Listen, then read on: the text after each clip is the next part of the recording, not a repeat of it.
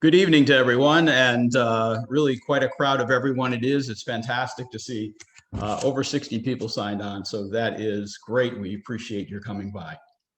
On behalf of Young Israel of West Hartford, Rabbi Brander, the Board of Directors, and of course the CDC, it is indeed my pleasure to welcome you virtually as we celebrate by design with our special guest, Susie Fishbein.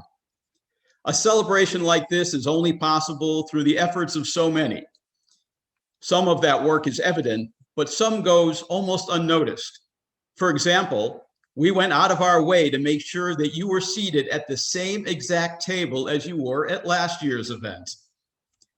But a huge thank you goes out to our event committee that I was pleased to be a part of, including Eli Arusty, Ilana Bernstein, Dorona Hirsch, Shane Green-Kessler, Deborah Luger, Rebecca Maurer, Edie Peru, and Edie Winokur. And of course, Rabbi Brander, whose technical savvy and programming skills rival his rabbinic tutelage. The largest thank you, however, goes to all of you for your gracious and generous support that enabled us not only to meet our fundraising goal, but to exceed it. It is truly inspirational. Tonight, as we celebrate by design, we continue our legacy of doing things just a little bit different.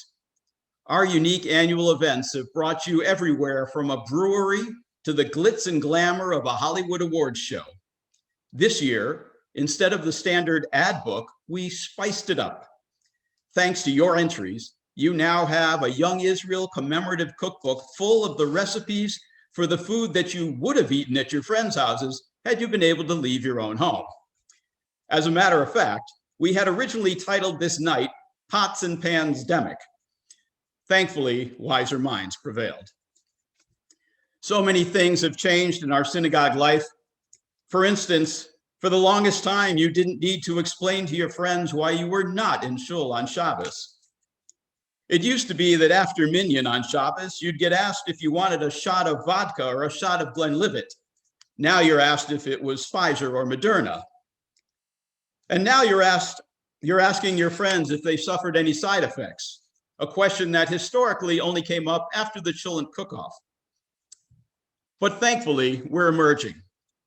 There's honestly something really special about a springtime outdoor Shabbat service.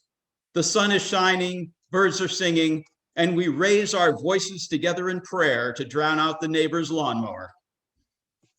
I know it's cliche, but it truly takes a village. No, it actually takes a community, our Young Israel community. Throughout the pandemic, our shul leadership, first under President Les Lowe and now Shane Green-Kessler, a very active board of directors, youth, programming, chesed, ritual, and medical committees, alongside Rabbi Brander, have made shul life as bountiful as ever.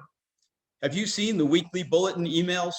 It's chock full of a plethora of opportunities for congregants of all ages, an incredible mix of learning and socializing, different, yet somehow the same, if not even better.